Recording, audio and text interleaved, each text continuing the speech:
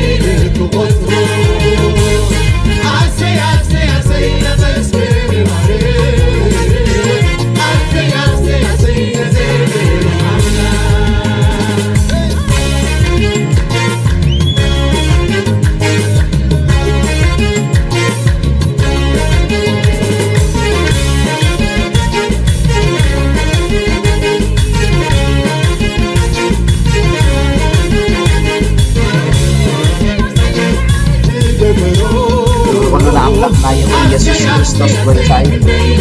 أنتم الإنسان كميكانكم علىكم أملاك يكون نوع كميكانكم عطنا أملاك يكون نا እግዚአብሔር ጸጋን ምሕረትን ስለዝበዝሐልና ሎሚ ድማ ክንረከብ ቃድ አምላክ ስለዝኾነ ንአምላኸይ ኣዝየ የመስግኖ ክብሪ ሁሉ ንእግዚአብሔር አምላክና ይኹን እግዚአብሔር ይመስገን ኣብ መስመር ዘለኹም ሼር እናበልኩሞ ኺዱ ኣብ ኩሉ ሰብ ምእንቲ ክባጻሕ እግዚአብሔር ይመስገን ክብሪ ሁሉ ንአምላክና ይኹን ሃሌሉያ ሃሌሉያ ሰላም አምላክ ሻሎም ከመይ ኣለኹም ከመይ ቀኒኹም ቅዱሳን ክብሪ ሁሉ ንአምላክና ይኹን ሰናይ ፍቃዱ ኮይኑ ድማ ሎሚ እግዚአብሔር አራኺብና ኣሎ ንአምላክ ክብሪ ይኹንና መልእክቲ ጳውሎስ ናብ ሰብ ፊልጵና ትምህርትና ጀሚርና ዘለና ንአምላክ ስብሐት ይኹንና ሓፂር ጸሎት ክንጽልሞ ብድሕሪኡ ናብቲ ዝቕጽል ትምህርትና ክንከይድ ኢና ቅዱስን ዘለዓለማውን ዝኾንካ እግዚአብሔር አቦና በወድኻ በኢየሱስ ክርስቶስ ያው ስም ነመስግነካ ኣለና አምላኽና እግዚአብሔር ካብ ዘለዓለም ንዘለዓለም ዘይትልወጥ አምላኽ ንስኻ በይንኻ ስለ ዝኾንካ በወድኻ በኢየሱስ ክርስቶስ ያው ስም ክብሪ ንህበካ ኣለና ንስኻ ዘይትልወጥ አምላኽ ኣብ ነገራት ኩሉ እግዚአብሔር ጻድቕ ዝኾንካ አምላኽ ኢኻ እሞ ክብሪ ሁሉ ነተዓብስምካ ይኹን እግዚአብሔር አቦ ሎሚ ድማ ሰናይ ፍቃድካ ኮይኑ እግዚአብሔር አምላኸ ተራኺብና ኣለና እሞ በወድኻ በኢየሱስ ክርስቶስ ያው ስም ነመስግነካ ኣለና አምላኽና እግዚአብሔር እንሆ ሎሚ ብሽም ኢየሱስ ክርስቶስ ናዝሬታዊ እንሆ ጎይታ ንዓና ዝመደብካዮ እግዚአብሔር ቃልካ ክትህበና በወድኻ በኢየሱስ ክርስቶስ ስም ኣብ ቅድሚኻ ኣለና እሞ እግዚአብሔር ጎይታይን አምላኸይን እንሆ እግዚአብሔር አቦ ንዓኻ ሓሊፍና ንህበካ ኣለና ግዚኡን ሰዓትን ኩሉ ንስኻ ተረከቦ ንስኻ በይንኻ ጥራይ እግዚአብሔር ገዛእን መላኹን ከንካ ኣብ ህይወትና ተረአ ኣተኹሉ ትኽእል ዘለዓለማዊ እግዚአብሔር አቦ ብነገር ኩሉ ክብሪ ነተዓብስምካ ይኹን ግዚኡን ሰዓትን ንዓኻ ሓሊፍና ንህበካ ኣለና በወድኻ በኢየሱስ ክርስቶስ ያው ስም ንጽሊ አሜን አሜን አሜን አሜን ሃሌሉያ ንአምላኽ ክብሪ ይኹንና ቅዱሳን እግዚአብሔር ይመስገን ሎሚ ድማ ሰናይ ፍቃዱ ኮይኑ ተራኺብና ኣለና እግዚአብሔር ይባረኽ ካብቲ ዝሓለፈ እዋን ዝቐጸለ ኢና ትምህርትና እንከይድ እግዚአብሔር ይመስገን ዝሓለፈ እዋን መእተዊ ርኢና ነርና ፊልጵ ሃራይ ምዕራፍ ካብ 1 ክሳብ 5 ኢና መእተዊ ዝረአናዮም በአርሲ ገለ ምጽንናዕ ብክርስቶስ ወይስ ገለ ደበስ ናይ ፍቅሪ ወይስ ገለ ሕብረት መንፈስ ወይስ ገለ ምሕረትን ድንጋጸን እንተሎ ብሓንቲ ሓሳብ ብምዃንኩም ብሓንቲ ፍቅሪ ብምህላውኩም ሓንቲ ነፍሲ ኮይንኩም ሓደ ብምሕሳብኩም ሓጎሰይ መለው ሓንቲ ኳን ርእሰይ ጣዕመን ብምባል ወይስ ንውዳሴ ኮንቱ ኣይትግበሩ ብትሕትና ግና ሓደ ነቲ ሓደ ካብ ርእሱ ኣብሊጹ ይርአዩ ነፍሲ ወከፍ ንምጻይ ዳ እምበር ነፍሲ ወከፍ ንርእሱ ዝሕሾ ኣይጠምት እቲ ኣብ ክርስቶስ ኢየሱስ ዝነበረ ሓሳብ ኣባኻትኩምን ይሃልኹም ዝብል በዚና ጀሚርናዮ መእተው ርኢና ነርና ጸሓፊኡ መን ምዃኑ ርኢና ከምኡ ከዓ ዝተጻሕፈሉ ቦታ ግዜ ዕላማውን ርኢና ዋና ዋና መልእኽቱን ርኢና ነርና ማለት እዩ እግዚአብሔር ይመስገን ሎሚ ድማ ካብኡ ዝቐጸለ ኢና ክንርኢ ቀዳማይ ክፋል ኢና ሎም ማዓንቲ ክንኣቱ ማለት እዩ እግዚአብሔር ሰናዩ አምላኽ ይመስገን ኣብዚ ናይ ሎም ማዓንቲ ቀዳማይ ክፋል ትምህርትና ናይ ጸሓፊኡ ፍሉይ ባህሪ ንእሽተይ ክንርእሞ ብድሕሪኡ ቀጥታ ናብቲ ቀዳማይ ምዕራፍ ኢና ክንኣቱ መልእኽቲ ፊልጵ ካብ ብሉይ ኪዳን ዝተጠቕሰ ጥቕሲ ወላ ሓንቲ ነገር የብሉን ፍሉይ ባህሪ ናይቲ መጽሓፍ ካብ ብሉይ ኪዳን ወላ ሓንቲ ጥቕሲ ኣይጠቐሰን ሃዋርያ ጳውሎስ ካልኣይ ሓደ ሚስዮናዊ ብዛዕባ ዕዩኡ ምስ ገለጸ ናይ ምስጋና ደብዳቤ ከም ዝጸሓፈ ኢና ንርኢ ጉዕዝኡ ሚስዮናዊ ጉዕዝኡ ሰሪሑ ብድሕሪኡ ግን ዝደብዳቤ እዚ ጽሒፍዎ ድሕሪ 10 ዓመት ምምስራት ናይታ ማሕበር ከም ዝጸሓፎ ዝሓለፈ እዋን ርኢና ነርና ሳልሳይ ድማ ሓያል ዝኾነ ንክርስቲያናዊ ናብራ ዝገልጽ ነጥብታት እውን ዝሓዘለ ኢልና ነርና ብፍላይ ኣዝዩ ከቢድ ዝኾነ መልእኽቲ ኣብ ካልኣይ ምዕራፍ ኢና እንረኽቦ ኣብ ሳልሳይ ምዕራፍ እውን ከምኡ ብራዕባዕ ንረኽቦ ኣብ ካልኣይ ምዕራፍ ንረኽቦ ትሕት ምባል ዝብል ብጣዕሚ ፀቂጡ ይዛረብ ምስ ክርስቶስ ኣመሳሲሉ ካልኣይ ናብ ሓደ ሽቶ ንምብጻሕ ንቅድሚት ምዝርጋሕ ዝብል ኣብ ሳልሳይ ምዕራፍ ኣሎት ናይ ድሕረይ ዘሎ እናረሳዕኩን ኣብቲ ኣብ ቅድመይ ዘሎ መጣጠር ኣሎ ኢሉ ሳልሳይ ድረኣናይ ድማ ክንጭናቕ ከም ዘይብልና ኩሉ ድሌትኩም ዘበለስ ብጸሎትን ልማኖን ስናይ ምስጋና ኣብ ኣምላኽ ይፈልጥ እምበር በገለ እኳ ኣይትጨነቑ ዝብል ጥቕሲ ንረክብ ማለት እዩ ራብዓይ ወይ መን ድማ ክእለት ኩሉ ንምግባር ድማ ብክርስቶስ ኢየሱስ ሓይሊ ከም ንረክብ ዝገልጽ ሓሳብ ኣለዎ ማለት እዩ እግዚአብሔር ይባረኽ እሺ ብዛዕባ ዝሓለፈ እዋን ከነጽንዕ እንድሕዳእ ኮይና ንመልእኽቲ ፊልጵ ብዛዕባ ሕብረት ኢና ከነጽንዕ ኢልና ነርና ሕብረት ኣብ ውሽጢ እዚ መጽሓፍ እዚ ክርስቶስ ዝብል 4 ግዜ ተጠቂሱሉ ሕብረት ዝብል ከምኡ ተጠቂሱሉ ስለዚ ብዛዕባ ሕብረት ከነ برقص بزعبة حاجوس لا يتتقصن دي باستر كتبلون تخليهم هو بزعبة حاجوس وانت تقيسله بزعبة حبرتك أزيو هات تقيسله أنا خدت معه زر له هويكا ኣብ ልበይ ዝመልኣና ግን ብዛዕባ ሕብረት ዝብል ሓሳብ ሒዘ መጽ ዘለኹ ማለት እዩ እግዚአብሔር ይመስገን ጳውሎስን ናይ ፊልጵ ማሕበርን ዘለዎም ሕብረት እንታይ ይመስል እስኹን ርኢና ኣብ ፊልጵ 1:3 ከምዚ ይብሉ ብዝዘከርኩም ዘበለ ግዜ ኣብ ኩሉ ጸሎተይ ምእንቲ ኩላትኩም ብሓጎስ ጸሎት እናገበርኩ ኩሉ ሰዓና ኣምላኽ የመስግኖ ኣለኹ ስለቲ ሕብረትኩምን ንምስፋሕ ወንጌል ካብ ተቀዳማይት መዓልቲ ክሳዕ ሕጂ እናበለ ይቅጽል ማለት ስለዚ ሓቀኛ ሕብረት ኣብ ዘለወሉ ንሓድሕድካ ምጽልላይ ከም ዘሎ ኢና እንሪ ሐዋርያ ጳውሎስ ሓቀኛ ዝኾነ ሕብረት ምስ ሰብ ፊልጵ ስለ ዘሎ ሰብ ፊልጵን ምስ ጳውሎስ ሓቀኛ ሕብረት ስለ ዝነበሮም እዚ ናይ ጸሎት ነገር ኣብ ሐዋርያ ጳውሎስ ንርኢ ማለት እግዚአብሔር ይመስገን ብፍላይ አገልጋሊ ስለምእመኑ ዘይጽል እንተዳ ኮይኑ ምስ ምእመን ዘለዎ ሕብረት ካስስ ይኽእል እዩ ስለዚ ሓደ አገልጋሊ እንድሕዳ ኢሉ ናይ ብሓቂ ንምእመኑ እንተገብር ክኽላሎ ዝጽል ክኸውን ክኽላሎ ዝዝክሮም ክኸውን ክኽላሎ ኣብ ኩሉ ጸሎተይ ምኻና ሓደ ሰብ ንኽልተ ሰብ ዘይኮነስ ንኹላትኩም ይዝብል ዘሎ ምእንቲ ኩላትኩም ጸሎተይሲ ምእንቲ ኩላትኩም ይሉሎ لازم أنت كل سب كتصلي خمس اللهم يزاربالو اتنا بخاتكم حبرتون يلولو اتناتاتكم حبرتون نمسفحون قال مخانس تردي الله يلو بتقصحاب مشتا سلا حبرتكم نمسفحون قال سلازي اتي مسحاري بأولوز زلهم حبرت اتمس اغزيابير زلهم حبرت اتمس حد حدهم زلهم حبرتي نمسفحون قال كم استقم حواري بأولوز قال يصلوا معنا كريستوس ما اكل زغبره حبرت نحد حد كام تصلاي نمسفح وانجيل دما انت يغبري يتقمي مالتي اغزيابير يمسكن سلازي كريستوس ما اكل زغبره حبرتيو زدلينا مالتي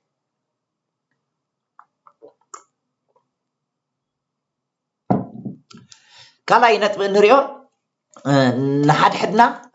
حدهم زلهم حبرت نحد حدهم زلهم حبرت حواري ጳውሎስ ምስ ሰብ ፊልጵ ዘለዎም ሕብረት ኢና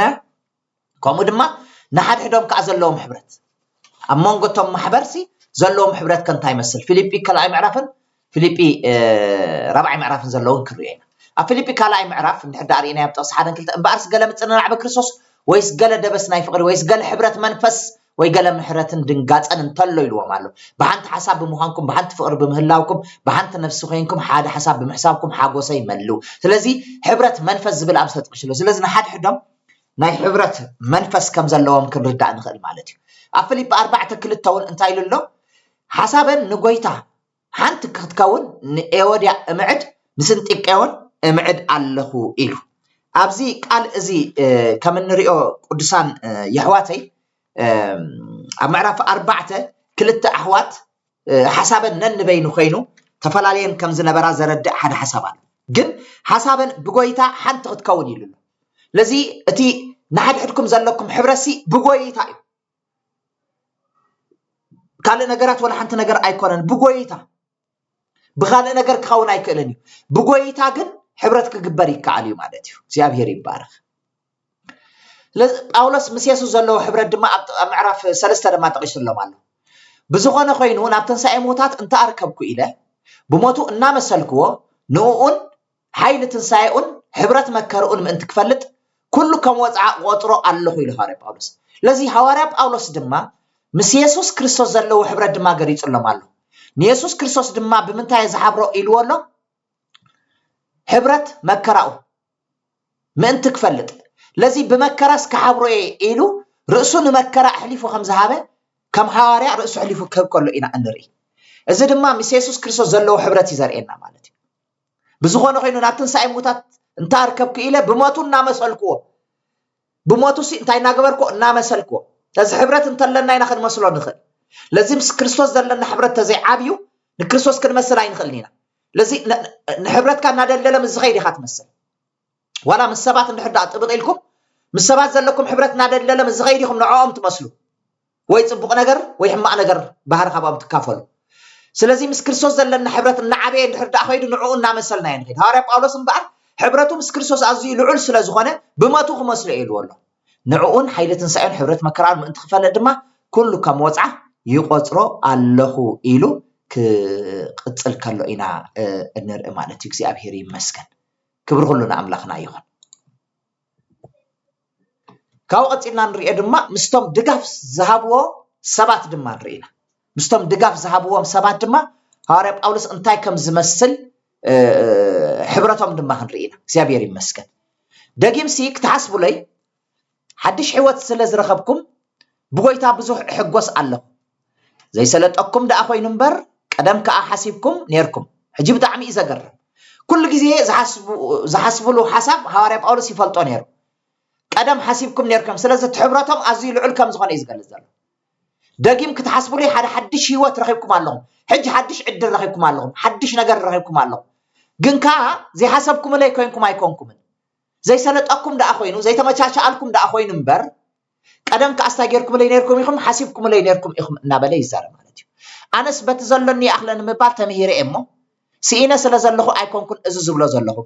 تعت مبال أفلت حلفن ترفن أفلتي سقابت أميتن مسترفو مهلاون سنتن أب كلهم بخلون لومده بتحيل الزبان نخل أخوله أب تتصبباي بمحباركم جنات أبو جبركم أتم صف فيليبي بتناي وانجل مجمرتا كم مكرنا مسوتاكو بجكخاتكم تراي كم محبر بناي محبر موساد هذا قام مساي كم زي حبر نسخاتكم بعلقاتكم تفضلوا لذي هارب أولس بمحبن بمقبالنسي مساحاتكم تراي حبر زلنا نبر مسكال حبر سيب الليل يزولهم زلنا لذي بمحبن بمقبالن دما أزيم حبرتهم دلول كم زخانة إنا النرء مالتي كبر كلنا أملاخنا يوم أبز ناي محبن ناي مقبالن دما هارب أولس تايم زلنا زلنا نعخاتكم برخاتم انتخبز حالكم أنا انتخجوركم يقبلوكم مالتي لذي كال قال ما قد يلن ويكا كال أجندة يلن مالت إنت مهابن مقبالنسي ناي برخات من لوات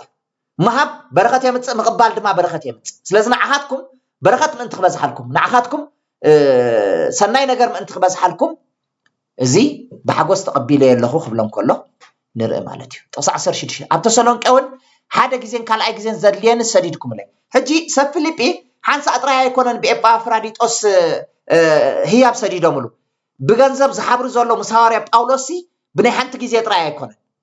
أبتناي وانجل أجل قلوت دقفت خوينم زرعي زولو بحدا جزية رأي يكون أبتسلون كون حدا جزين كال أي جزين زدليني سديدكم ليهم أبي أبتسلون كخلقون سديدكم ليهم حدا جزين ها كلتا كال أي جزين زدليني سديدكم ليهم سلازي حنس أطرح يكون سب فيليبين هارب أولوس كحجزوا ويكأخذ دقفوا إلهم تلعيلهم لازم إذا نايم دقف حبرت أزي مستم دقفتو زلوا حبرت تريوا لهم أزي عميقكم زخنا إنا النرء مالتي إكزابير يمسكن سلازي بتي النهبو بتي دقاف النقبرو مستسب نحبر كم زلنا مستنا أقل قلوت نحبر كم زلنا نبيت خرسيان النقبرو دقاف مس بيت خرسيان نحبر كم زلنا مال أختي مالتي إكزابير يمسكن كبروا كلنا أملخنا يخن أنا سأتفرن أخذكم كبزحالكم إلى ينبر وهبتكم دلي أيكونكم لذي أنا نوهبتكم أيكونكم زقدم انتاي فرا أباخاتكم كري قبلكم على مالتي زابير يمسكن حجنا كل لني مسترفون علني تكاباخاتكم بيد ابافرايد تزمت مؤش تاسمورنا املاح زحقس مسوعتي مستقبلكم دما مليء لكم املاحي كاكم تمطن هابتو بخبر بكريستوس يسوع ديتكم زبله كمل الكم ايو يبل እግዚአብሔር ይመስገን ግና خنا املاحنا ابونا نزل عالم كبري يخنو امين يبل እግዚአብሔር ይመስገን ስለዚህ በአር አብዝ ቃል እዚ ከምንሪኦ ሐዋርያ ጳውሎስ مستم دقفتو زلوا حبرتنا نرى مالتي እግዚአብሔር ይመስገን ስለዚህ حبرت مسمن اندحر داينا حبرت مس እግዚአብሔር حبرتنا حدنا حبرت مس عالم حبرت مس زدقفونا سبات از وساني ነገር حبرت مس እግዚአብሔር يدلينا حبرتنا حدنا يدلينا حبرت مس عالم يدلي حبرت مس زدقفونا سبات يدلي እግዚአብሔር ይባረክ አምና ይግልና ነገር مس نمጽ ደማ حبرتنا خنታይ መስልተና حبرتنا بقلنا انتاي مسل حبرت بقرب انتاي مسل حبرت ابايتنا انتاي مسل حبرت كم بيت كريستيان انتاي مسل ازي كنملسو زلنا حتى بزي ملخت باولوسنا فيليبي نصنعلو زلنا بزي كملسي مالتنا املاح كبري يخنا نسس كريستوس كويتاي اوتلاين رينا نتقندوانا حسابي كاتي ملخت باولوسنا فيليبي بخمزينا اوتلاين كنوصون نخل سلام تالو نسب فيليبي ناب ناي باولوس ጸሎት ምስጋናን አሎ ጳውሎስ ስለዘለው ሁኔታ ዝገለጸሉሎ ንወንጌል ከም ዝግባእ መንባር ዝብላሎ ክልተ ምዕራፍ ዳርጋ ሱ ይሒዙ ዘሎ ብጎይታ ምምካሕ ዝብላሎ ሱን አብሳሳይ ምዕራፍን ራብዓይ ምዕራፍን ንረኽበይና ምስጋናን ምዕጻውን ድማ ኣለዎ እዚና ክንሪዮ ማለት እዩ መፍትሕ ቃል ናይ ሰብ ፊልጵ እንታይ እዩ ተልና መልእክቲ ጳውሎስ ናብ ሰብ ፊልጵ እቲ ኣብ ክርስቶስ ዝነበረ ሓሳብ ኣባኻትኩም ይሃልኹም ይብል እቲ ኣብ ክርስቶስ ኢየሱስ ዝነበረ ሓሳብ ኣባኻትኩም ይሃልኹም ኢየሱስ ክርስቶስ ጎይታይ ትሪዎ ኣለኹም ቀዳማይ ምዕራፍ ካልኣይ ምዕራፍ ሳልሳይ ምዕራፍ ራብዓይ ምዕራፍ ዝሓዞ ነገራት ኣለዎ حبرت رئينا يتصنحنا باولوسن سفيليبين رئينا أم معرف كلتن حد حدهم زلهم حبرت رئينا أم معرف سلسة باولوسن يسوسن زلوا حبرت رئينا أم معرف أربعة ما باولوسن دقفتن زلوا حبرت رئينا كريستوس كأم أربعة معرف من تايت قليس الله كريستوس هيوتي يلو هارب باولوس قليس والله كريستوس نابرا يلو قليس والله لايف برينسيبل ناتي كريستوس يلو والله سالساي دما أم سالساي معرف دما علامة purpose ناتي ويكا goal ناتي سي كريستوس يلو والله رابعي دما حيل ناتي سي أب كألتي يكونن حيل ناتي سي أب كريستوس يلو قليت والله نايت معرف وانا حساب دما باربعتي معرف نروحنا فيليبي حدا كاب حدا كاب عسرع معرف حدا تقص عسران حدا رينا فيليبي كالاي معرف تقص حمشته فيليبي سالساي معرف تقص 14 فيليبي رابعي معرف دما تقص 10 سلسته نروحنا أما لخاختا دما أبربعتي معرفات بزيت عم كنتات بكريستوس محقواس أب قدامي معرف نرغب كالاي معرف دما نخالقت بكريستوس بمقلقال محقواس زبلك أنا ركب سالساي دما نكريستوس بمفلات محقواس رابعي دما بكريستوس عجيبك عريفك انتاي مخان محقواس فولي بحريات ناي ملخت باولوس نفسه فيليبي كريستوس زبل سم متصوعي كبربع غيزين تاي كوين له تتقيس له مالتي እግዚአብሔር ይመስገን ናይ መልእክቱ መፍትሕ ካላይ ምዕራፍ ጥቅስ 5 አንቶ ይዘንበብና ይሄ ምሳሌ ኮይኖም ዝተጠቅሱ ኢየሱስ ጳውሎስ ኤጳፍራዲጦስ ጢሞቴዎስ እዮም ለዚ እቲ አውትላይንና በክልቲው መልክዕ ሽፍን ዝበለን ከምኻ ግልጽ ዝኾነ ብዙኾናታትን ነዚ ይመስል እግዚአብሔር ይመስገን ክብርና አምላክና ይሁን መጽሐፍ ፊልጵ ብዛዕባ በብዙሕ መገድ ክንመሃሮ ንኽእል ኢና ቅዱሳን ሕዋተይ ልዕሊ 40 ክርስቶስ ዝብል ቃል ተጠቂሱ ንረኽቦ لعل 16 جزء دما حاجوس ويكات حاجوسو زبل قال تتقيسو نرخبو لعل 14 جزء دما أبربعتي معرفات دما حبرات مساي مساخاتكم معايتي متعاقيتي مماقلتي كلاتكم كتحسبوا لي زبلن كالن قالات نركبينا سلازي نفيليبي كانت صنع كلنا كريستوس ماكل زغبره حبرات بزبل ارستي كنمهار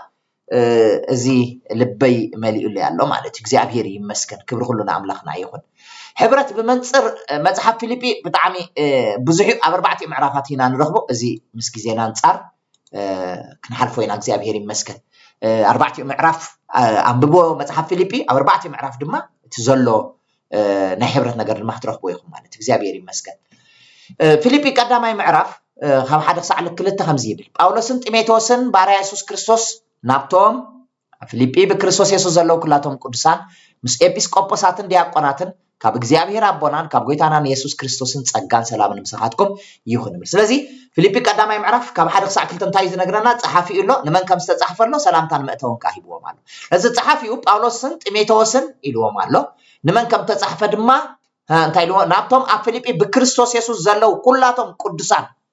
ምስ ኤጲስቆጶሳትን ዲያቆናትን ኢልዎም ኣሎ። ከምኡ ከዓ ሰላምታ ካሂብዎም ኣሎ ካብ እግዚአብሔር አቦናን ካብ ጎይታናን መድሓኒናን ኢየሱስ ክርስቶስ ጸጋን ሰላምን ንኣኻትኩም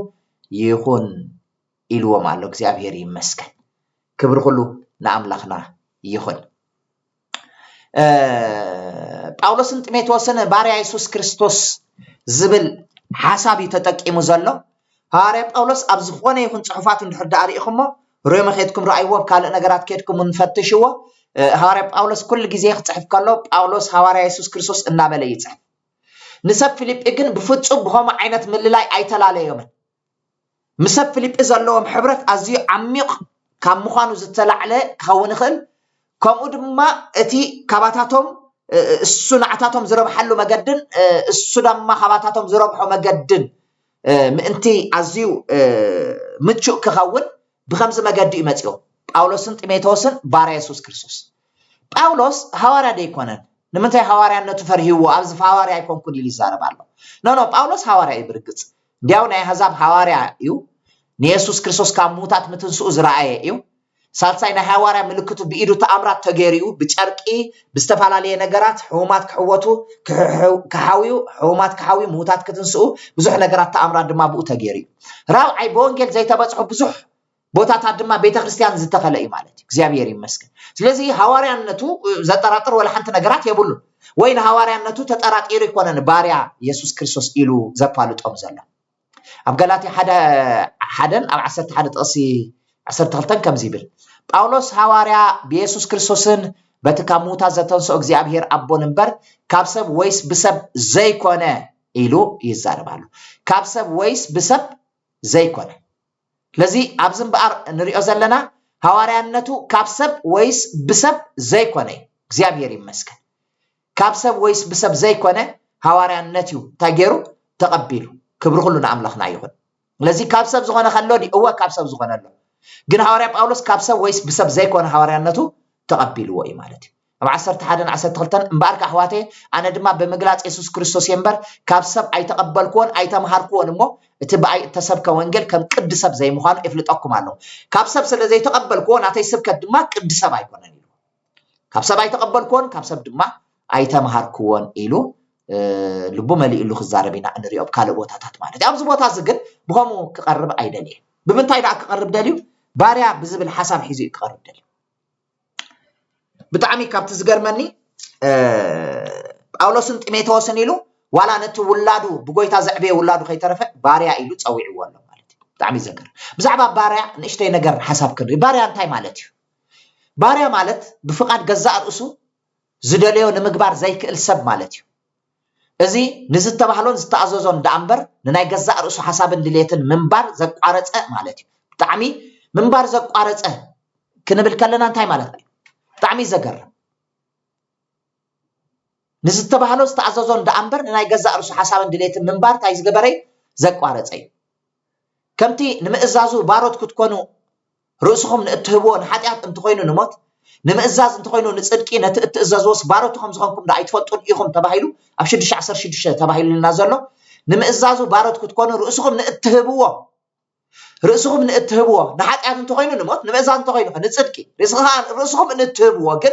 نعو ناتكم منبار اقاريسكم رؤسكم نزهابكم موسي ناتو باروتيكم يزلزلو معناتي لازم نغزا رؤسو نمئزاز اتسعرو زوفيه معناتي بيتروسن كمزي يلولو تسعر سب نتسعرو باريو يخونو يلولو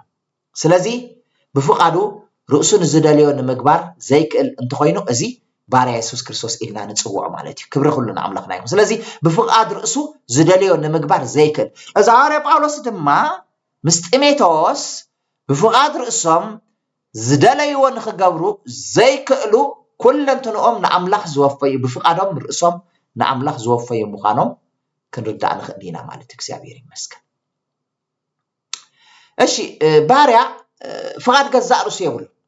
باريا أنا جزاء رسو فقاد يبلون مخنيات جزاء رسو نمئزاز قويتو زوفي سلازي ناي قويتو اتئزاز يزصبه نعان تبالو يمت كيدن تبالو يخيد فقاد قويتو كام مفتصام نحانتي سكندون تخون أيبكورن أما تصحب قدس أبنى زخوننا بزحات اللو من البات لو ما عنتقن مريم أدى قويتانا يسوس كريستوس ناتا هيوات انتحان قبرينا كن رئينا مالتي كزياب هيري مسكه كبر كلنا أملاقنا يوم مريم كا انهو انا باريا እግዚአብሔር كم تزربها يكون لي بلت كبر كلنا املاخنا يكون ملاك جبريل لمريم كم منفس قدس كتانس ودون كتولد مخانا مسعب السرا سبعي كفلتكو كميله يخون الى ملستل ሁላትና ከምንፈልጦ መንፈስ ቅዱስ ከጽልለላ እቲ ካብ አዝ ወለድ ድማ ወድልዑል አምላክ ክባል ምዃኑ ምስ አረዳ ነቲ ልዕሊ አእምሮ ዝኸነ ቅድሚ ሕጂ ከምኡ ኮይኑ ዘይፈልጥ ክነሱ ኣብ ኩሉ ህዝቢ እስራኤልን ክሳዕ ብዳርባ እምኒ ዘቕትል እናኾነ ክነሱ ነዚ ግን ኣነ ባርያ እግዚአብሔር ከም ፍቃድካ ይኹነለይ ክትብል ከላ ኢና ንርኢ ማለት እግዚአብሔር ይመስገን أنا باري እግዚአብሔር كم انتاي كا يخونلي كم زربخا يخونلي كم فقادكا يخونلي كم حسابكا يخونلي كم مخرخا يخونلي لا امين كتبل كلاينا نري تريو لكم نفس صار كوينا نحدا ترخيبا قدمي مرعى اوريدي زميا سلازلا بدار بامني كم تقتل اب اسرائيل زنبر حقي لذي بدار امني زقتلاكوا انت خونس نعوغن أنا باريا خوين اللق بق الرئيسي بفقاده يبلغ فقاد جزاء رئيسي يبلين فقادي قبل عليها يبلغ بالكلاينا نري مالتي እግዚአብሔር ይማራ كم زربا خايخون الليلة كتسمع مع كلاينا نري كم أتحساس بسبات سبعي كيف لتت كتأنس زي كألي جناخ زي كأل زمسل እግዚአብሔር قليل هاليلويا كبر كلنا أملاخنا يكون مستو على تغفيته نزي مستردت فقاد رئيسها كتوفيا زخالت مالتي ناي حقي ባህሪ ባሪያ እግዚአብሔር ኣብ ህይወታ ከተንጸባርቕ ከላይና ደቂ ብሓቂ ባህሪ ናይ ባሪያ እግዚአብሔር አንጸባርቕ ምስተውዓላ ስለተኸፍተ ኣነ ባሪያ እግዚአብሔር ከም ዘረባኻ ይኹነለይ ኢላ ማለት እዩ ንኣምላኽ ክብሪ ይኹን ሎሚ ኣብ ህይወትና እግዚአብሔር ይመስገን ኣነ ባሪያ እግዚአብሔር ከም ዘረባኻ ይኹነለይ ዝብል ህይወት ክንለማመድ ጎይታ ይደልየና ፍቃድ ገዛእ ርእስና ክንህብ ፍቃድ ገዛእ ርእስና ደው ከነብል ካልኣይ ባሪያ ናይ ገዛእ ርእሱ ቃል እውን የብሉ ፍቃዱ ጥራይ ዘይኮነስ ቃል እውን የብሉ ባሪያ ናይ ገዛእ ርእሱ ፍቃድ እንተ ዘይብሉ ናይ ገዛእ ርእሱ ቃል እውን የብሉ ፍቃድ ዘለዎ ቃል ዘለዎ ፍቃድ ዘይብሉ ቃል የብሉ ነቲ ካብ ጎይቱ ዝተቀበሎ ከም መተሓላለፍ ሻምብቆ ኮይኑ ዘገልግል ካብ ገዛእ ርእሱ ገለኳ ክምልእ ኣይክእልኒ ንኣብነት ህይወት ኢየሱስ ክርስቶስን ሐዋርያ ጳውሎስን ንምርኣይ እኹል እግዚአብሔር ይመስገን ምስገነ ዜና አንጻር ህይወትና ኢየሱስ ክርስቶስ እስከንሪ ህይወት ኢየሱስ ክርስቶስ ነቲ ዝሃብካን ቃል ሃብክዎም እዩ ሃሌሉያ ነቲ ዝሃብካን ቃል ታይገበርኩም ሃብክዎም ንሳቶምን ተቀበልዎ ኣነ ቃልካ ሃብክዎም ኣነ ናተይ ቃል የብለይን ናትካ ቃል ግን ታይገበርኩም ሃብክዎም ነቲ ንሳቶምን ታይገበርዎ ተቀበልዎ ክብሪ ኩሉ ንኣምላኽና ይኹን ኣብ ህይወት ኢየሱስ ክርስቶስ ካልእ እንሪኦ ኣርኣያ ኩለን እተን ዝበለን ቃላት ካብ ኣምላኽ ዝተዋህብኦ ምዃነን እዩ ዝዛረብ ባዕሉ ክምስክር ከሎ ነቲ ዝሃብካን ቃል ሃብክዎም እዩ ዝብል ዘሎ ዝሃብካን ቃል እንታይ ገይረዮም ሂበዮም እምበር ካብ ርእሰይ ዝኾነ ነገር የብለይ ናይ ርእሰይ ቃል የብለይ ርእሰይ ነገለ ነገር ክገብር ኣይኮንኩን መጽ ናይ ርእሰይ ቃል የብለይ ናትካ ቃል ሂበዮም ዘለኹ ክብል ከሎ ኢና እንርኢ ክብሪ ኩሉ ንኣምላኽና ይኹን ስለዚ ባርያ ናይ ገዛእ ርእሱ ቃል የብሉ እግዚአብሔር አቦ በፍቃዱ በተዝመደበ ጊዜ ኩሉ ዘድልዮ ቃል ይህቦ ነይሩ ወሲኹ ኣነ ቃል ከሃብክዎም ይብል ካብ ገዛእ ርእሱ ገለ ነገር ክገብር ከም ዘይፈቅድ እዩ ዘረዳእና ስለዚ ኢየሱስ ክርስቶስ ዝበሎ ካብ ኣምላኽ ዝተዋህቦ እዩ ነይሩ ሎሚ ኸንሕና ናይዚ ዘመን ኣመንቲ ቃል መን ነውስእ ኢየሱስ ክርስቶስ ቃል ናይ እግዚአብሔር አቦ እዩ ኣውሲዩ ኣብ መወዳእታ ኸማን ድሕር ዳርኢኹሞ ኣብቲ ናይ መስቀል ኣዝዩ ፃዕረሞት ኣብ ዝሓዘሉ እዋን እንታይ ኢሉ እዛ ፅዋዕ እዚኣ ፍቃድካ ተዳኣ ኮይኑ ጎይታ እዛ ፅዋዕ እዚኣ ካባይ ትሕለፍ ፍቃድካ ዳ እምበር ፍቃደይሲ ኣይኹን ኢሉ በቃ ባርያ ስለ ዝኾነ በቃ ከም ባርያ ኮይኑ ስለ ዝመፀ ፍቃደይሲ ኣይኹን ናተይ ፍቃድ ኣይኹን ናተይ ቃል የብለይን ኢሉ ስለዚ ባርያ ናይ ገዛእ ርእሱ ፍቃድ እውን የብሉን ማለት ናይ ገዛእ ርእሱ ፍቃድ የብሉን ናይ ገዛእ ርእሱ ቃል የብሉን ሳልሳይ ባርያ ናይ ገዛእ ርእሱ ክብረት እውን የብሉን ኢማጂን ብጣዕሚ ዘገርም ሎሚ እዚ ዘመን እዚ ክብረት ገዛእ ርእሰይ ሃቡን ዝብሉ ብዙሓት እዮም ክብረት ገዛእ ርእሰይ ሃቡን ዝብሉ ካብ ነፍሶም ይጅምሩ ካብ ቤተሰቦም ምቅፅል ኣብ ማሕበር ቅፅል ኣብ ኣገልግሎቶም ቅፅል ክብረት ገዛእ ርእሶም ዝደልዩ ብጣዕሚ ብዙሓት እዮም ኣብ ዘመን እዚ መጽሓፍ ቅዱስ ግን ናይ ብሓቂ ባርያ ክርስቶስ ዝኾኑ ግን ባርያ ናይ ገዛእ ርእሱ ክብረት የብሉን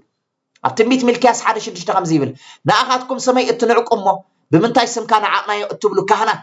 እግዚአብሔር ጎይታ ሰራዊት ከምዚ ይብለኩም ኣሎ ውሉድ ንወላዲኡ ባርያ ከዓ ንጎይታኡ የኽብር ኢሉ ባርያ ንምንታይ የኽብር ንጎይታኡ እዩ ዘኽብር ማርሲ ኣቦ እንተደኣ ኮይነ ክብረተይ ኣበይ ኣሎ ጎይታ እንተደኣ ኮይነ ምፍርሀይ ኣበይ ኣሎ ኢሉ ሓጎስ ናይ ባርያ ምኽባር ጎይቱ እዩ እዚ ክደግሞ እየ ሓጎስ ናይ ሓደ ባርያ ምኽባር ገዛእ ርእሱ ይኮነን ምኽባር ጎይቱ እዩ ምክንያቱ እቲ ባርያ ክኸብር እንተኮይኑ መጀመርታ ጎይታኡ ክኸብር ኣለዎ ናይ ዝግብረ መልሲ ድማ ኣብ ቅድሚ ጎይትኡ ሞገስ ይረክብ እሞ እቲ ባርያ ድማ ብጎይትኡ ይኸብር ስለዝኾነ ድማ ለይትን መዓልትን ከመይ ገይሩ ንጎይትኡ ከም ዘሐጉሶ ጥራዩ ዝሓስብን ዝፅዕርን ስለምንታይ ጎይትኡ እንድሕር ዳኣ ከቢሩ እዩ ንሱ ዝኸብር ሓደ ነገር ሕሰቡ ኣምላኽ እንተኸቢሩ ህይወትና ጥራይና ንሕና ንኸብር ገዛእ ርእስና እናኽበርና ገዛእ ርእስና እናሞገስና ገዛእ ርእስና ልዕል እናበልና ኣምላኽ ክኸበረና ኣይንሕሰብ ኣይንፀበ ንሕና ንጎይታና እንድሕር ኣኽቢርና ግን ንሕና ሓቢርና ኢና ምስኡ ንኸብር ኣብ ቅድሚ ጎይታኡ ምስ ዝንእስ ዘይጠቅም ባርያ ከም ዝኸውን ስለ ዝፈለጠ ኢየሱስ ክርስቶስ ንእግዚአብሔር ኣቦ ከኽብር ካብ ሰማይ ዝፋኑ ሓዲጉ ናብ ምድሪ ምስ ወረደ ግብረ መልሲ ናይ እግዚአብሔር ኣቦ ድማ ነይሩ ክብሪ ኩሉ ንኣምላኽና ይኹን ብኡ ዝሰመርኩ ፍትው ወደይ ንሱ እዩ ንዕኡ እንታይ ግበርዎ ስምዕዎ ኢሉ ክብሪ ኩሉ ንኣምላኽና ይኹን ማቴዎስ 3:17 እንሆ ድማ ብኡ ዝሰመርኩ ፍትው ወደይ እዚ እዩ ዝብል ድምፂ ካብ ሰማይ መፀ ኢሉ ከኽብሮ ከሎ ንሪኦ ዕይኡ ፈፂሙ ናብ የማን ኣቦኡ ናብ ዝፋኑ ምስ ተመልሰ ድማ ኣብ ፊልጵ 2:9 ድማ ከም ዝብል ቃል ንረክብ ስለዚ ኸ ኣብ ሰማይን ኣብ ምድርን ኢሉ ምድርን ኣብ ልዕሊ ኩሉ ኢየሱስ ክርስቶስ ጎይታ ምዃኑ ክእመን እዩ ኣምላኽ ናብ ልዕሊ ኩሉ ልዕል ዘበሎ ካብ ኩሉ ስሙን ልዕል ዝበለ ዝሃቦ ክደግሞ እግዚአብሔር ይመስገን ስለዚህ ከዓ ኣብ ሰማይን ኣብ ምድርን ኣብ ልዕሊ ኩሉ ኣብ ሰማይን ኣብ ምድርን ኣብ ትሕቲ ምድርን ዘሎ ኩሉ ብርኪ ብስም ኢየሱስ ምእንቲ ክንብርከኽ ልሳን ዘበለውን ንክብሪ እግዚኣብሔር ኣቦ ኢየሱስ ክርስቶስ ጎይታ ክእመን ኢሉ ኣምላኽ ናብ ልዕሊ ኩሉ ልዕሊ ዘበሎ ካብ ኩሉ ስም ልዕሊ ዝበለ ስሙን ዝሃቦ ይብል እግዚኣብሔር ይመስገን ካብ ኩሉ ልዕሊ ዝበለ ስም ሂብዎ ኣኽቢርዎ ስለምንታይ እግዚአብሔር አቦ خبير ስለዝሓለተ አሜን ከመይ ዝበለ ክብረት ከም ዝተዋሃቦ ንመልከት ፍቁራት ኣሕዋተይ ናይ ሓቂ ባርያ ክርስቶስ ዝኾነ ኩሉ ፍቃዱን ፍቃድ ክርስቶስ ዘግዝአ ማለት እዩ ፍቃድና እንተ ኣግዚእና ቃላትና ኩሎም ናይ ኢየሱስ ክርስቶስ እዮም ከምዚ እንተኮይንና መጎስ እግዚአብሔር ኣባና ይነብር ክብረትካ ድማ ይኸውን ካብቶም እግዚአብሔር ዝተመካሐሎም ባረዶ ወይስ ባርያ ካልእ ኢኻሎም ትኸውን ዘለኻ እግዚአብሔር ዝተመካሐሎም ብዙሓት ኣለው ኣብ ዘበና لوم دم እግዚአብሔር ዝምካሐልካ ክትከውን ጎይታ ይደልየካ ኣሎ ክብር ሁሉ ንኣምላኽና ይሁን ኢየሱስ ክርስቶስ ጎይታ ንምዝኻር ዝኣክል ወይ ከዓ ኣፍልጦ ዝኣክል መጽሓፍ ቅዱስና ብዙሕ ዓይነት ባርነት ይዛረብ ብዙሕ ዓይነት ናይ ባርነት ከም ዘሎ ይዛረብ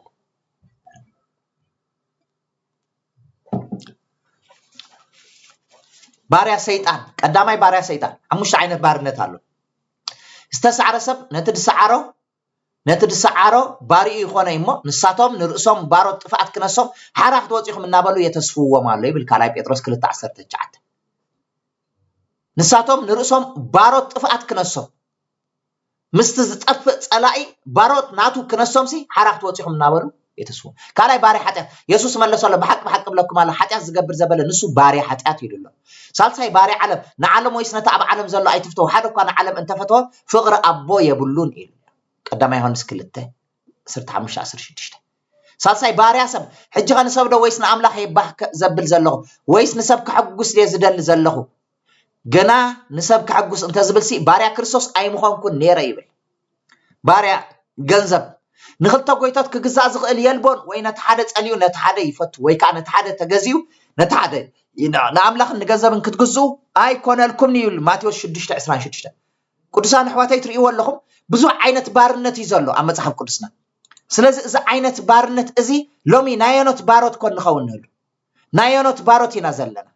ናይ መን ባርያ ኮይንና ኢና ንመላለስ ዘለና እንታይ ዓይነት ባርነት ሒዙና ዘሎ መን ኣሲርና ዘሎ መን ይሒዙና ዘሎ ኣብ ህይወትና ርእስና ክንፍትሽ ጎይታ ሎሚ ምስተውዓል ይሃበና ኣብ ፊልጵ ሓደ ከም ተዓንተው ዝበልናዮ ጳውሎስን ጢሞቴዎስን ባሮት ኢየሱስ ክርስቶስ ኢሎም ኣሎ ስለዚ ርእሱ ከፋልጥ ከሎ ሐዋርያ ጳውሎስን ሰብ ፊልጵ ታይሉ ባርያ ኢና ንሕና ባሮት ኢና ይዝብል ዘሎ ካብ ዝገርመኩም ጳውሎስን ጢሞቴዎስ ዓብይዎ እዩ ብጣዕሚ ዘገርም ግን ንዕኡ ንናቱ ሓሳብ ተኸታሊ ገይሩ ኣይኮነን ዓብይዎ ባርያ ክርስቶስ ከም ዝኸውን ገይሩ ዓብይዎ ባርያ ናይ ሐዋርያ ጳውሎስ ኮይኑ ኣይኮነን ዓብይ ሐዋርያ ጢሞቴዎስ ሐዋርያ ጳውሎስ ንጢሞቴዎስ ከዕብዮ ከሎ ጢሞቴዎስ ባርያ ናይ ጳውሎስ ኮይኑ ይኮነን ዓብይ ባርያ ናይ ኢየሱስ ክርስቶስ ገይሩ ይዕብይዎ ባርያ ክርስቶስ ከም ዝኸውን ገይሩ ይዕብይዎ ሎሚ ዕቤትኩም ናበይ ገጽዩ ንመን ዝመስል ዘሎ ቀዳማይ ጢሞቴዎስ 1:2 ታይብል ናይ ናብ ጢሞቴዎስ ብእምነት ናይ ሓቂ ወደይ ካብ እግዚአብሔር አቦናን ካብ ጎይታና ኢየሱስ ክርስቶስ ኢየሱስን ጸጋን ሰላምን ምሳኻ ይኹን ኢልዎ ብእምነት ናይ ሓቂ ወደይ ኢልዎ ናይ ሓቂ ወዱ ክነሱ ግናኸ ባርያ ክርስቶስ ገይሩ ይዕብይዎ ሎሚ يعبيتكم انت عينت ገይሮም ይዕብይኹም አሉ ናይ ባሮት ገይሮም ይዕብይኹም አሉ ናይ ገዛእ ርእሶም ባሮት ንዕኦም ተኸተልቲ ድዮም ዝገብርኹም ዘሎ ወይስ ንክርስቶስ ከም ተኸተሉ እዮም ዝገብርኹም ዘሎ ንዕኦም ክትጥሙቱ ድዮም ዝገብሩ ዘሎ ወይስ ንክርስቶስ ክትጥሙቱ እዮም ዝገብሩ ዘሎ እሶም ንክርስቶስ ከይመሰሉ ድዮም ንዓና ጠሙቱ ዝብሉ ዘሎ ወይስ ንክርስቶስ መሲሎም እዮም ንዓና ጠሙቱ ዝብሉ ዘሎ ሐዋርያ ጳውሎስ ብምልአት ነዚ ቃል እዚ ኢሉ ወይ ከምታ ኣነ ንክርስቶስ ዝመስሎ ዘለኹ ንስኻትኩም ድማ ንዓይ መሰሉ ኢልዎ ማለት ኣባይ ትርእይዎ ክርስቶስ ኢልዎ በቃ እዚ ስለ ዝኾነ ድማ ንጢሞቴዎስ ከዕብዮ ከሎ ባርያ ክርስቶስ ገይሩ ይዕብይዎ ሎሚ እንታይ ዓይነት ዕበይቲ እዮም ዘለውና ቅዱሳን ኣሕዋተይ ሓደ ነገር ንሕሰብ ሎሚ ናበይ ገጽና ንዓቢ ኣለና ንመን ንመስል ኣለና ነቲ ሰብ ዶ ወይስ ንክርስቶስ ንመን ንመስል ኣለና ነቲ ዘለናዮ ማሕበረሰብ ዶ ወይስ ንክርስቶስ ንመን ንመስል ኣለና ነቲ ዘለናዮ ማሕበር ዲና ንመስል ወይስ ንክርስቶስ ግን ባሮት ክርስቶስ ክንከውን ኢና ተጸዊዕና ክብር ሁሉ ንኣምላኽና ይሁን ኢየሱስ ክርስቶስ ጎይታ እዩ ካብኡ ቀፂሉ እንታይ ኢሉ ጳውሎስ ጢሞቴዎስን ባሮት ኢየሱስ ክርስቶስ ምስ በለ ናብ መን ተጻሒፉ ንዝብል ድማ ናብቶም ኣብ ፊልጵ ብክርስቶስ ኢየሱስ ዘለዉ ቅዱሳን ኩላቶም نابتم بكريستوس يسوع زلوا كلاتهم قدوسان كبر كلنا أملاخنا يهون زي قدوس زبالقال كنملو خلنا قرب حس زبلنا نجر على قدوس زبالقال طعمي زخبدنا ببزح نجر كخبدنا نرينا جن اتحقق ما قدوسانينا كبر كلنا أملاخنا يهون قدوسانينا قدوس مالت انتاي مالتي قدوس مالت كنفلطو زلنا انتاي مالتي قدوس مالت قدوس مالت نحد علامه مفلاي مالتي بعلامه نزتفلي سب قدوسي قال اي بحد نجر بمتحاز بهلونا منفس قدوس لتحتحازنا قدوسانينا كبر كلنا املاخنا يكون سالساي وانا مغيار وانا سلازغيرنا بعل بيت سلازغيرنا بمقيار تفليناينا فلياتنا بعلامة مفلاي بهلونا مفلاي بمقيار كا وانا بمقيار كا مفلاي يسوع كريستوس قويتاي لازم بار كريستيان ويكا قدوسان نحد علامة تفليمين بعلامة زتفلناينا كمود ما بمنفس قدوس زتتعزناينا محتم منفس قدوس زلناينا بهلاونت املاح دما زتفلناينا بمنفس قدوس دما زتفلناينا سالساي وانا غيرنا لنا كبر كلنا املاحنا يكون وانا سلاز غيرنا دما تاكينا لنا تقدسنا لنا ابتناي قدم بيت مقدس نت بيت مقدس زخون ورق يكون كاله ነገር ከምጽኡ خلو زغون يكون نبرت ከምጽኡ خلو ابدغ خلو قدوس አይኮነ أمتيهم نبت بيت مقدس كأتوه خلوا جن قدوس يخون سلامتاي قدوس يخون حد عيلكم وانا غيروا مالو بوتا غيروا له وانا النت غيروا له أبتي أبعداجا إني يروح يجيكن أبيت مقدس سلازعته قدوس يخون كبر كلنا أمنا خنايف سلازي وانا زغير زبالة قدوسي هاليلويا بهلاونة أملاخ منفس قدوس محتم زلوا هاليلويا نسو قدوسي بعلامة زتفليه نحاتيات انبيلو نتصدقي الشزبله بعلامة ما استفليه زغا قدوسي سلازي قدوس زبالقال زتفليه مخانو مفلاط يدلينا مالتي كبر كلنا املاخنا يكون هاليلويا بزعبا قدوسن قدسنا كنحسب كلنا قدسنا كابل علي الجمر ناي غزا رسنا زخونه قدسنا يبنا قدسان اخواتي ناي غزا رسنا زخونه قدسنا يله ناي እግዚአብሔር قدسنا فولي يونيك زغونه قدسنا نا እግዚአብሔር قدسنا فوليو يونيكيو ناي قدسنو منጭ ድማ ንሱ ባዕልዩ ሪሶርስ ንሱ ባዕልዩ ምንጩ ንሱ እግዚአብሔር ዝተማሓየሸ ቅድስና ይብሉ ወይ ዝምዕብል ቅድስና ይብሉ ወይ ዝዓበየ ዝኸይድ ቅድስና ይብሉ ናወሰኸ ዝኸይድ ቅድስና ይብሉ እግዚአብሔር ቅዱስ ሪሶርስ ናይ ቅድስና ምንጭ ንሱ كبر كلنا أملاخنا يقول لازم بزعبا قدسنا نحسب كلنا إذا نجر إذا نحسب እግዚአብሔር قدوسي يونيكيو نجر أنا ناي قدسنا من شخا بعلو ريسورس عماني እግዚአብሔር بعلو سلازي منشو كاب እግዚአብሔር إذا قدسنا زدمان أنا بكريستوس يسوع تاجرنا أكافيلنا يقدسان حواتي كابرسنا زجمر قدسنا يلبون كابرسنا زجمر قدسنا ناي እግዚአብሔር قدسنا يقول كابرسنا زجمر قدسنا يبلكا كابرسها تجمرو هيوت يلن كابرسها تجمرو نابرا يلن كابرسها تجمرو مفلاي يلن مفلاي بكريستوسي بوتا مقيار بكريستوسي واننت مقيار بكريستوسي محتم منفس قدس ممحتام بكريستوسي كله كابل علي زجمر بر كابخا زجمر قدسنا يلن لذي كابرسنا زجمر قدسنا نا እግዚአብሔር قدسنا አይኮነን قدسنا ابسلسته يخفل بحلافي حج زلون مصان كفافينا نريينا እግዚአብሔር ይመስገን سلازي بحلافي حج زلو مصاي قدسنا ابسلسته إنا انتاي نغبرو نخافلو كبر كلنا املاخنا يكون يسوع كريستوس كويتاي ابزا صعت 19 ندق اسرائيل دما እግዚአብሔር زبالهم حدا ነገር አለ حج دما قاليا صبيكم تسمعكم كيدانيون انت حلكم كل مدرناتي يا محلفه كلاتهم حزبታት ገንዘበይ ክትኮኑን ይኹም ይሉ ንስኻትኩም ድማ መንግስቲ ካህናትን ቅዱስ ህዝብ ክትኮኑን ይኹም ትንደቅ እስራኤል ተዛረቦም ነገር እዚ ይሉላ ብዙ ህዝብ አሎ ኣብ ዓለም ግን ንስኻትኩም ዝተፈለ ህዝብ ክትኮኑን ይኹም ይሉዎም ስለዚህ ኣብ ዓለም ብዙ ህዝብ ኣሎ ንሕና በክርስቶስ ኢየሱስ ግን ዝተፈለና ዝተቀደስና ህዝብ ኢና ሃሌሉያ ቅዱሳን ህዝብ ኢና ዝተፈለና ህዝብ ኢና ባር ሐዋርያ ጳውሎስ ናብዚኦም እዩ ናብ ኩሎም ቅዱሳን ኢሉ እንታይ ዝገብሮም ዘሎ ጽፈሎም ዘሎ ቅዱሳን ኢሉ ይጽዋዕ ክብሪ ኩሉ ንኣምላኽና ይኹን እዚ ቅዱሳን ዝብላ ፀዋውዓ ብጣዕሚ ብዙሕ ሰብ ከቢድ ግን ካብ ርእስና ዝጅምር ቅድስና ግን የለን ንኣምላኽ ክብሪ ይኹን ኣብ ቀዳማይ ጴጥሮስ 2:9 ከምዚ ይብል ንስኻትኩም ግና ደግነት ካብ ጸልማት ናብ ተዘገርም ብርሃኑ ዝፀዋዓኩም ምእንቲ ክትነግሩ ሕሩይ ወለዶ ናይ መንግስቲ ክህነት ቅዱስ ህዝቢ ጥሪት ኣምላኽ ዝኾነ ህዝቢ ኢኹም ኢሉና ኣሎ ኢኹም ተይልካ ኢኻ ማለት እዩ ቅዱሳን ዝብሎም ብክርስቶስ ዘለው ማለት እዩ ሐዋርያ ጳውሎስ ስለዚ ቅዱሳን ዝብሎም ብክርስቶስ ኢየሱስ ዝኾኑ ኣብ ውሽጢ ዝተፈልዩ ንሓደ ነገር ዝተፈልዩ ብዕላማ ዝተፈልዩ بهلونا زتفلي وانነት ዝቀየሩ እዚኦም ቅዱሳን ተባሂሎም ጽዋ ምናልባት እዚ ቅዱስ ዝብል ሐሳብ ኣብ ካልእ ቦታታት እንድሕርዳ ኣስተምሮታት እንድሕርዳ ርኢናዮ ሓደ ነገር ጽቡቕ ስራሕ ይሰርሕ ሰናይ ተግባር ከዓ ይገብር ድሕሪኡ ቅዱስ ተባሂሉ ሽም ይወሃቦ ማለት እዩ ዋላውን ምስሞተውን ቅዱስ ተባሂሉ ክጽዋዕውን ይኽእል እዩ ማለት እዩ ግናኸ ካብ ርእስና ዝጅምር ቅድስና ወላ ሓንቲ ነገራት የብልና ቅድስና ቅዱሳን ዝብሎም ዘሎ ብክርስቶስ ኢየሱስ ዘሎ ቅዱስ ዝብሎ ነቲ ብክርስቶስ ኢየሱስ ዘሎ ማለት ግን ቅዱሳን ድኻም የብሎም እንዲሁ ቅዱሳን ተባሂሎም እናተጽውዑ ድኻም የብሎም እንዲሁ ኣለዎ እቲ ዝተቀበልዎ ቅድስና ናቶም ገንዘቦም ክገብርዎ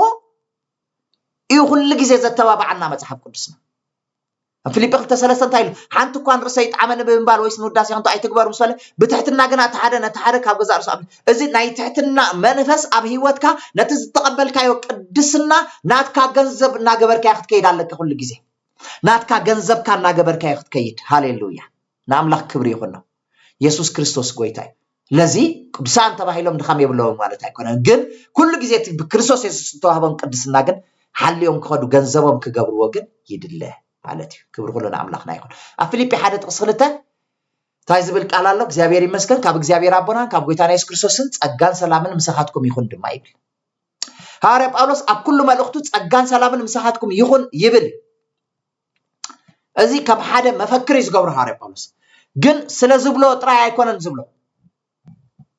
ኣብ ህይወቶም ኢምፓክት ዝገብር ተጽዕኖ ዝፈጥር ቃል እዩ ጸጋን ሰላምን ዝብል ቃል ሐዋርያ ጳውሎስ ኣብ ኩሉ መልእኽታቱ ጸጋን ሰላምን ከበለ ኣይሓልፎን ኣብቲ ዘመን እቲ ዝነበሩ ሰባት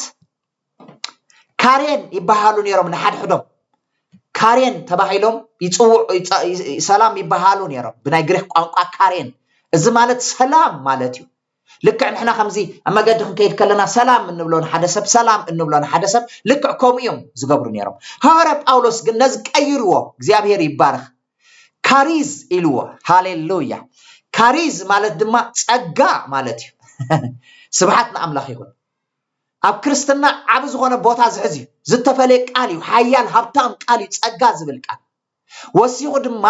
ካብ ዕብራይስጥ ድማ ኣምፂኡ ሻሎም ካኢልዎ ስለዚ ካሪዝ ሻሎም ክልቲኡ ጸጋን ሰላምን ንዓኻትኩም ይኹን ሃሌሉያ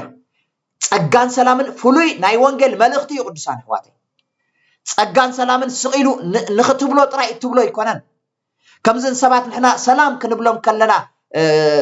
ከም ኖርማል ገይሮም ዝወስድዎ ከምኡ ዓይነት ሰላም ኣይኮነን ኣብ ገለገሊኡን ሰላም ተብዚሕካሉ ዋ ናይ ደሓን ዲያ ዛ ሰላምታ ምብዛሕ ውንብለካ ይሰብ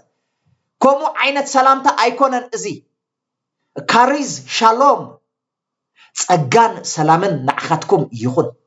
ሃሌሉያ እዚ ጸጋን ሰላምን ፍሉይ ናይ ወንጌል መልእኽቲ ኣለዎ ጸጋን ሰላምን ካበይ ይርከብ ካብ ወንጌል ይርከብ ብወንጌል ይዝርከብ ብኻልእ ነገር ኣይርከብን ገለገለ ሰበኽቲ ከም ዝብል ቃል ይዛ ወንጌል ጸጋን ሰላምን ዝብሎ ናይ ወንጌል ጽማቕ ገለገለ ሰበኽቲ ወንጌል ጸጋን ሰላምን ዝብልዎ ናይ ወንጌል ሲ እንታይ እዩ ጽማቕ እዩ بوانجيل خات ጸጋን ሰላምን ዝመልኦ ብስራት ተበስር بوانجيل مستقبلካ ጸጋን ሰላምን ተመሊእካ ኣለኻ ወንጌል ክትምስክር ከለኻ ድማ እዚ ብስራት ከተበስር ከለኻ ድማ ጸጋን ሰላምን አባታቶም ክውሕዝ ጸጋን ሰላምን አባታቶም ከኣቱ ንጸጋን ሰላምን ድማ ክቅበልዎ ንካሪዝ ንሻሎም ክቅበልዎ ኢኻ ኣፍ ደገ ተኸፍተሎም ዘለኻ ማለት እዩ ክብር ሁሉ ንኣምላኽና ይሁን ጸጋ ብነጻ ብክርስቶስ ምስ ኣቦ ዘተዓረቀና እዩ ጸጋ ኃይሊ ዝህበና እዩ ተኽእሎ ዘጓናጽፈና ኃይሊ ዝህብ እዩ ምስ ክርስቶስ ዕርቂ ምጽኡልና ጸጋዚ በበደልና በአበሳናን ሞታ ዝነበርና በክርስቶስ ኢየሱስ ሕያዋን ገሩና كمود ما أمن فساوي هوتنا بستفعل عليه مجدتات حيل أمن سؤمن له دخامات أبزبرت عنا أواناتون زت أجازي حيل زهب كوينو تجليت الله هاليلويا حيل زهوبنا حيل زبونات فنا أجاد مالنا هاليلويا سلزي كاريز شالوم أجان سلامن مساخاتكم يخون هاليلويا سلام وشت أو سلامي ملو مرقق أن عرفتن زبي سلام مالت كمزي وقت أني حس دحان كعرف كله سلام كوينو نبلا يكون أوشتتي سلام زيبل أوشتتي مرققة زيبل أوشتتي وجن هو كاتن أبزلوس أوشتوس بسلام تنبر بمرققة أن بعرفتن تنبر زيو تشالوم زبل لذا شالوم زبل لا إبراهيم بزوح عينت قال زحزن أمر كم زين إحنا حتى نفلتا وجت أنيحو ده حر سلام تبع يسوم نيرو مستعرقوا سلام كوين نبلو عين السلام ما يكون الزي أبهو كاتن أبأسن أبربشان أبزلو أوجن ملو مرققة أن عرفتن سلزي أبزا زي ترقاقة علم بشالوم ننبر زلنا بكريستوس يسوس نحن هاليلويا نأملاخ سبحات يقولنا سلزي نابز السلام زخت مطلوم عدمكم بزتفعل عليه مجدي سلامكم زتوسد تصقاكم زتوسد بشم يسوس كريستوس تصقان سلام نعخاتكم يقول كاريز شالوم نعخاتكم يقول نايز سلام تصقان منچخه كابي يزمت حواريا ጳውሎስ ጠቂስዎሎ كابي يزمت كاب እግዚአብሔር አቦናን ካብ ጎይታናን ኢየሱስ ክርስቶስ ይሉሎ ካብ ማንም አይኮነን ዝመጽ ካብ እግዚአብሔር አቦናን ካብ ጎይታናን ኢየሱስ ክርስቶስ ይዝመጽ ሃሌሉያ ክብር ሁሉ ለአምላክና ይሁን ስለዚህ እዚ ጸጋዚ እዚ ሰላም እዚ ምንጩ ካመኒው ካብ እግዚአብሔር አቦናን ካብ ጎይታናን መድኃኒናን ኢየሱስ ክርስቶስ እዩ ዝመጽ ካብ ካል አይኮነን ዝመጽ ቅዱሳን አሕዋተይ ሃሌሉያ ስለዚህ ምንጩ ዘይደርቅ ምንጭ ምንጩ ዘይውዳእ ምንጭ ምንጩ ዝዓብ ምንጭ ምንጩ ዝውስኽ ምንጭ ሃሌሉያ ጸጋን ሰላምን ኣብ ህይወትካ ዝውስኽ እንበር ዝጎድል ነገር የለን ስለምንታይ ካብ እግዚአብሔር አቦናን ካብ ጎይታናን ኢየሱስ ክርስቶስን ዝውዕዝ ጸጋን ሰላምን ኢኻ ተቀቢልካ ሃሌሉያ ካብ ርእስኻ ይኮንካን ተቀቢልካ ካብ ሰባት አይኮንካን ተቀቢልካ ካብ መንዳ ተቀቢልካ ሃሌሉያ ካብ እግዚአብሔር አቦናን ካብ ጎይታናን ኢየሱስ ክርስቶስ ካብቲ ምንጩ ዘይደርቕ ጎይታ ኢኻ ሰላምን ጸጋን ተቀቢልካ ዘላ ቅዱሳን አሕዋተይ ሓደ ነገር አስተውሉ ዝተቀበልናዮ ወንጌል ብስራት ህይወት ዘለዓለም ምንጩ ካብ ዘይደርቕ ጎይታ ኢና ተቀቢልና ዘለና ክብር ሁሉ ለአምላክና ይሁን ሃሌሉያ ካብ እግዚአብሔር አቦናን ካብ ጎይታና ኢየሱስ ክርስቶስን ጸጋን ሰላምን ንኣኻትኩም ይሁን ብዛዕባ ጸጋን ሰላምን ካልእ ድማ ኣብ ዘሁልቅ ድማ ብሉይ ኪዳን ክንርኢና እግዚአብሔር ይመስገን ዘሁልቅ 6:22-27 ድማ ከምዚ ይብል እግዚአብሔር ድማ ንሙሴ ከምዚ ኢሉ ተዛረቦ نأرونن ندقون كمزي إلكا تزاربهم ندق إسرائيل كمزي إلكا باركم يلو እግዚአብሔር ይባርኩም ይሐልኹም እግዚአብሔር ገጽ ይብርሃልኩም ጸጋኸ አይሃብኩም እግዚአብሔር ገጽ ይምለሰልኩም ሰላም ድማ ይሃብኩም ኢልካ ታይግበሮም ባርኩም ከምዚ ገሮም ስመይ ኣብ ደቅ እስራኤል የምብሩ ምስበለ ብጣዕሚ ደስ ደብል ቃል ኣለው ሃሌሉያ ናይ እግዚአብሔር ሐሳብ ናይ እግዚአብሔር ግደ ድማ አውጠቂስዎሎ أنا كباركم يلولا هاليلويا أنا دمان تاخ قبرهم كباركم يسوع كريستوس قويتاي سلازم እግዚአብሔር يبارككم يحلكم كبهال كله هاليلويا أقلقلتكم خلوا الله باستراتكم خلوا خلوا أنا كبارك يزبله قويتالله كباركم هاليلويا እግዚአብሔር يبارك كان يحلخا እግዚአብሔር ገጽ ይብርሃልካ ጸጋኸ ይሃብካ እግዚአብሔር ገጽ ይምለሰልካ ሰላም ድማ ይሃብካ እግዚአብሔር ካብ ሕጂ ንዘለዓለም ምእታውካን ምውጻእካን ይባርክ هاليلويا أنا كبارخ إزبلا قويتا خا تخبركم كبارخكم هاليلويا كبارخكم يسوع كريستوس قويتا أي كبر خلونا أملاخنا يخون هاليلويا كبرات تقتاتلتي እግዚአብሔር ይመስገን ሎሚ እግዚአብሔር ዝመሃረና ሕያው ዝኾነ ቃል ኣለና ክብር ሁሉና አምላክና ይኹን ጳውሎስን ጢሞቴዎስን ባሪያ ኢየሱስ ክርስቶስ ናብቶም ኣብ ፊልጵ ብክርስቶስ ኢየሱስ ዘለኹላቶም ቅዱሳን ምስ ኤጲስቆጶሳትን ዲያቆናትን ካብ እግዚአብሔር አቦናን ካብ ጎይታና ኢየሱስ ክርስቶስን ጸጋን ሰላምን ምሳሓትኩም ይኹን ዝብል ሐሳብ ኢና ርኢናዮ ጳውሎስን ጢሞቴዎስን ርእሶም ከፋልጡ ከለው ባሮትና ኢየሱስ ክርስቶስ ገይሮም እዮም ኣፋሊጦሞም ሃሌሉያ ባሪያ ድማ ኢየሱስ ክርስቶስ ጎይታ እዩ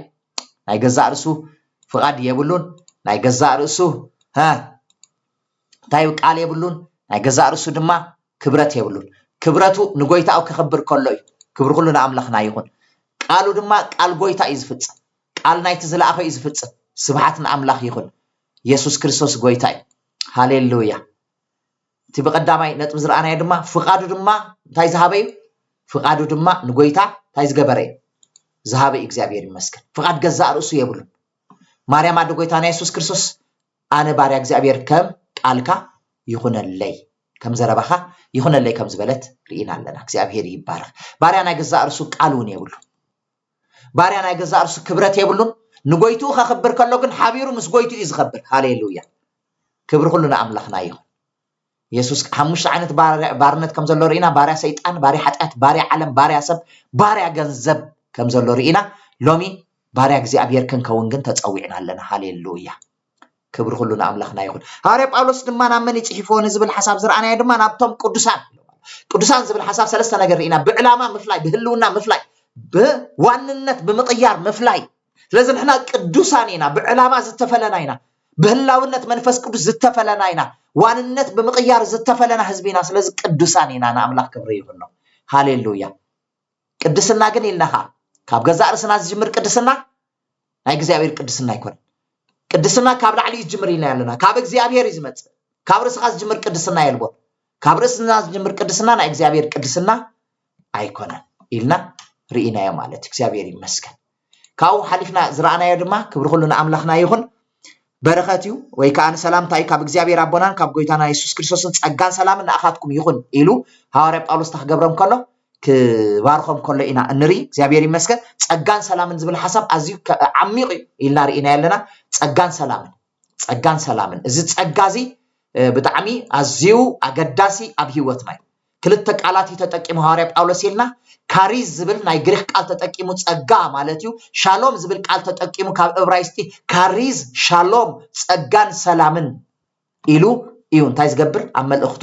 ዝጽሕፍ ማለት እግዚአብሔር ይመስገን እቲ ጸጋን ሰላምን ከኻበይ ዝመጽኢልና ዲና ካብ እግዚአብሔር አቦና ካብ ጎይታና ኢየሱስ ስለዚህ ምንጩ ካብ ዘይደርቕ እዩ ጸጋን ሰላምን ዝተቀበልናዮ ስለዚህ ሰብ ጸጋን ሰላምን ንዓኻ ይኹን ክብለካ ከሎ ካብቲ ምንጩ ዘይደርቕ ጎይታ እንታይ ዝገብረካ ዘሎ ዝህበካ ዘሎ ዳእምበር ካብ ገዛ ርእሱ ኣይኮነን መወዳእታ ድማ ዘሁልኩ እግዚአብሔር ደቂ እስራኤል ከምዚ ከባርኩም ኢሎ ንሙሴ ከምዚ ኢሎ እግዚአብሔር ይባርክኩም ይሓልኩም እግዚአብሔር ገጹ ይብርሃልኩም ጸጉኡ ድማ ይሃብኩም ኢሎ እግዚአብሔር ገጹ ይምለሰልኩም ሰላም ድማ ይሃብኩም ኢልካስ ስመይ አባታቶም አንብሮ ኢሎም ናይ እግዚአብሔር ግደ ድማ ውጽሕ ብሎ ኣነ ካታ ክገብሮም ክባርኹም ኢሉ እግዚአብሔር ይመስገን ስለዚህ ናይ እግዚአብሔር ግደ ምብራኺ ናተይ ግደ ድማ እግዚአብሔር ይመስገን እግዚአብሔር ይባርክኩም ይሓልኩም ዝብል ቃል ኣብ ልዕሊኹም ከውጽእ እቲ እግዚአብሔር ኣብ ልዕሊኹም ዝገብሮ በረኸት ድማ ክትሪኢኹም ክብሪ ኩሉ ንኣምላኽና ይኹን እግዚአብሔር ይባርክኩምን ይሓልኩምን እግዚአብሔር ገጹ ይብርሃልኩም ጸጋኻ ይሃብኩም እግዚአብሔር ገጹ ይምለሰልኩም ሰላሙ ድማ ይሃብኩም ካብ ሕጂ ንዘለዓለም እግዚአብሔር ምውጻእኩምን ምእታውኩምን ይባርኽ ሃሌሉያ ክቡራት ተኸታተልቲ እዚ መደብ እዚ ሃሌሉያ እምበኣር እግዚአብሔር ፈቂድዎ ሎሚ ተራኺብና ኣለና እግዚአብሔር ይመስገን ኣብ ዝቕፅል ዘሎ ግዜ ድማ ጎይታ ፈቂድዎ ክንረኸብ ኢና እግዚአብሔር ይባርኽ እግዚአብሔር ፈቂድዎ ክንረኸብ ኢና እግዚአብሔር ይመስገን ክሳብ ሽዑኡ ግን ኣብ ዘለናዮ ሰናዩ ይምነየልኩም እግዚአብሔር ይባርኽኩም እግዚአብሔር በነገር ኩሉ ጸጉ ይብዝሓልኩም ሰናይ ቀነ